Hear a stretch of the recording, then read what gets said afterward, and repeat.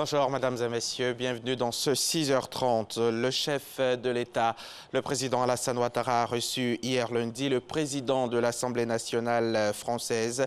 Au menu de leur entretien, la coopération sécuritaire entre la France et la Côte d'Ivoire. Les précisions de notre reporter Jérôme Kofi Abolin dans nos prochains journaux.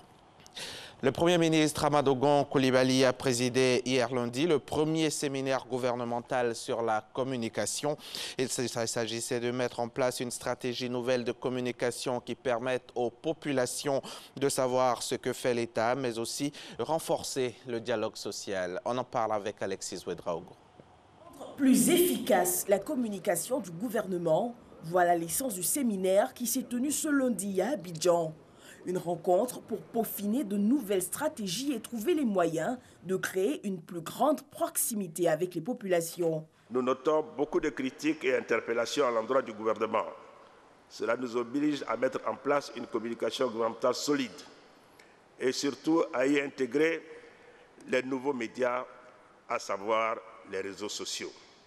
Cette communication doit refléter une grande humilité et de la solidarité vis-à-vis de nos concitoyens, afin que ceux-ci se reconnaissent en nous. Car il faut le savoir, communiquer, c'est engager vers et pour l'autre. C'est créer donc de la sympathie. Il s'agit d'une part de mieux appréhender leurs opinions et aspirations profondes, et d'autre part d'expliquer et faire comprendre les politiques, décisions et projets de développement afin qu'elles se les approprient. Pour le Premier ministre, c'est un véritable défi pour le gouvernement d'adapter sa communication aux enjeux actuels et futurs, renforcer le dialogue social susceptible de mieux valoriser les résultats et progrès enregistrés dans le pays. La communication gouvernementale doit à cet effet proposer des actions spécifiques susceptibles de redynamiser et rendre plus efficace le message adressé à la population. Ces actions de communication doivent s'inscrire dans le cadre de communication globale du gouvernement, dont le CICG a la responsabilité sous l'autorité du Premier ministre. Il s'agit aussi de renforcer le dialogue social à travers des actions de communication ciblées, en nous mettant davantage à l'écoute des populations. L'efficacité de la communication gouvernementale requiert surtout l'implication de l'ensemble des ministres. Les travaux du séminaire devront permettre donc d'élaborer un document de stratégie globale avec des actions spécifiques et des cibles bien définies. Rendre le port d'Abidjan plus compétitif, c'est l'objectif que se sont assignés les responsables du port d'Abidjan à travers plusieurs investissements depuis 2012. Et ces efforts ont payé car pour l'exercice 2017, le trafic a connu une hausse de 3,8%. L'information a été donnée hier lundi au cours de sa traditionnelle rentrée commerciale qui a réuni tous les acteurs de la communauté portuaire nationale ainsi que ceux de l'Interland. Plus de détails avec Cheikh Koné Aboubakar. Malgré les difficultés qui ont perturbé ses activités en 2017, le port autonome d'Abidjan, poumon de l'économie ivoirienne, vient de réaliser de bons résultats. Le trafic est passé de 21 700 000 tonnes en 2016 à 22 550 000 tonnes en 2017, soit une hausse de 3,8%. Par ailleurs, le trafic transit et le trafic de conteneurs ont eux aussi connu un accroissement, respectivement de 3 et 4,4%. L'objectif pour fin 2018 est d'atteindre 5% de croissance. Le bien à l'actif de la vigueur de notre économie, c'est les actions de l'État qui ont créé un appel d'air pour les investisseurs qui alimentent le trafic du port. C'est aussi la production agricole et ça contribue justement à alimenter le trafic. La direction du port n'entend pas s'arrêter en si bon chemin. Elle prévoit accentuer les investissements de l'ordre de 1100 milliards de francs CFA pour la construction d'infrastructures ainsi que l'achèvement de plusieurs projets en cours. Les acteurs de la plateforme portuaire saluent dans l'ensemble ces performances dont ils sont les principaux artisans. Toutefois, ils plaident pour la prise en compte des difficultés rencontrées dans l'exercice de leurs activités. Actuellement, on a tous compris que bon, il y a d'énormes travaux qui créent effectivement des perturbations, mais que au fur et à mesure que les mois passent, les travaux vont vers la finition et que petit à petit, on arrivera à avoir un port moderne. À ces difficultés, il faut ajouter le stationnement anarchique des camions dans la zone portuaire lié au manque d'espace, la forte congestion du terminal minéralier qui a coûté en 2017 un peu plus de 32,2 millions de francs CFA de surestaries payées par les cimenteries installées en Abidjan. Le ministre des Transports, par la voix de son représentant, a rassuré les opérateurs économiques quant au règlement de toutes ces difficultés.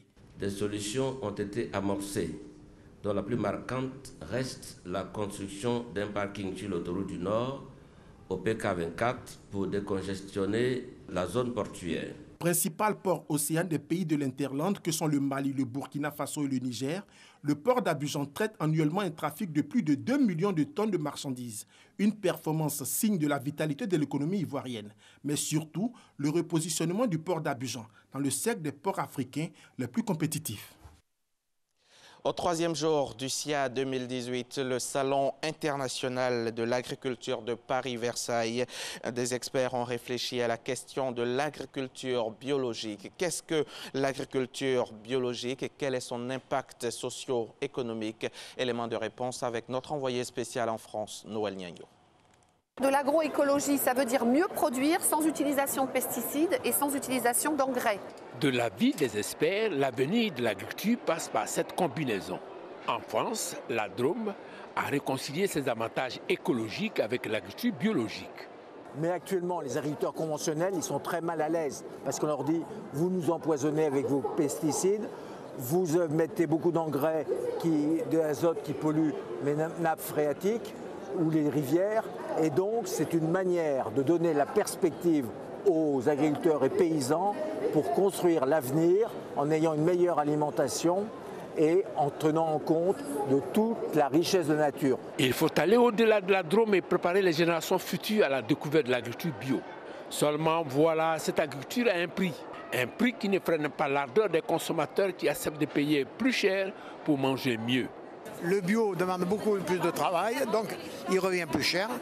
Mais en France, la mentalité elle revient à manger des produits sains et de proximité et de saison. Et comme on a l'ensemble de ces trois facteurs, ça fait que maintenant, les gens, tant pis, ils se sacrifient un peu, mais ils préfèrent acheter sain, bon. En 2017, le marché bio français s'est porté à 8 milliards d'euros, en hausse de 11,9% par rapport à 2016. Parallèlement, les parcelles consacrées à l'agriculture biologique a fait un bond de 15%. Pour Dr Sangaré Abdourahmane, directeur général adjoint du CNRA, Centre national de recherche agronomique de Côte d'Ivoire, c'est un retour aux sources de la pratique agricole africaine. Problème, cette agriculture risque de faire long feu devant les exigences de l'heure. L'agriculture biologique est une pratique traditionnelle. C'est comme ça qu'on avait l'habitude de faire. Mais le problème, c'est le niveau de production, le niveau de la productivité de cette agriculture. Devant un monde où la population va grandissante, il est difficile de faire face à ces défis, surtout pour nous qui avons le défi de nourrir une grande population. D'où la question, est-ce que l'agriculture bio permettra-t-elle de prendre la main sur l'avenir ? Et ici en Côte d'Ivoire, le Centre national de recherche agronomique, le CNRA, organise avec l'Institut international d'agriculture tropicale une rencontre d'experts de la culture de l'igname à partir donc d'hier lundi 26 février à Abidjan. Cette rencontre s'inscrit dans le cadre du projet Africa Yam ayant pour objet de valoriser et d'améliorer la productivité des espèces d'igname en Côte d'Ivoire. De nouvelles variétés d'igname à fort rendement ont ainsi été présentées par les chercheurs au cours de cette rencontre. Notre reporter était sur place, Jean-Luc Bango. Multivivrière en Côte d'Ivoire, l'igname voit son développement affecté par de nombreuses contraintes liées aux attaques de parasites ou à la faible productivité du matériel végétal. Les chercheurs ivoiriens ont ainsi développé de nouvelles variétés qui permettent aujourd'hui de lutter contre la baisse de productivité de l'igname. Nous avons pu créer de nouvelles variétés qui sont plus résistantes aux maladies, qui sont de bonne qualité culinaire et qui n'ont par exemple pas de points noirs. Nous avons aussi des variétés qui ont de bons rendements.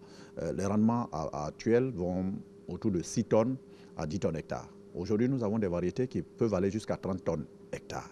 Depuis 2014, la Côte d'Ivoire a intégré le projet Africa Yam, dont l'objectif est d'accroître le rendement et d'améliorer la qualité de l'igname.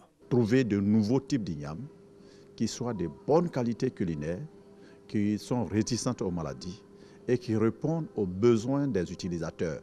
La production d'igname en Côte d'Ivoire est estimée aujourd'hui à 6 millions de tonnes. Elle représente à elle seule 31% de la production totale de vevriers du pays.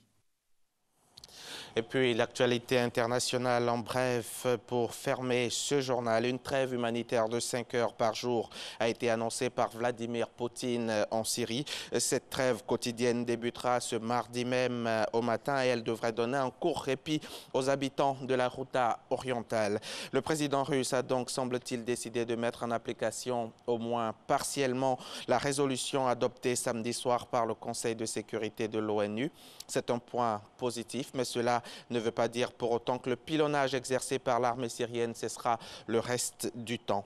Et puis après la vaste purge anticorruption à la fin de l'année dernière en Arabie Saoudite, dans les milieux d'affaires saoudiens et au sein de la famille royale, c'est l'heure du grand ménage dans l'armée. Le roi Salman a publié une série de décrets. Le chef d'état-major et d'autres responsables militaires sont limogés et remplacés dans la foulée. Aucune explication officielle n'a été donnée à ces changements, mais ils interviennent à un moment où le conflit meurtrier au Yémen s'enlise. C'est la fin de ce journal. Merci de l'avoir suivi. Merci Hamza.